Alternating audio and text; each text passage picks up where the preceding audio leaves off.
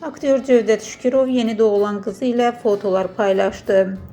Aktyor ötən il dekabrında dünyaya gələn qızı Zərifə ilə şəkillərinə ürək emojisi qoyub. Qeyd edək ki, Cövdət 3 dəfə ailəli olub. Onun ilk nikahından 2 övladı var. Aktyor bir müddət əvvəl aktrisa Gülçin Qasımova ilə ailə qurub.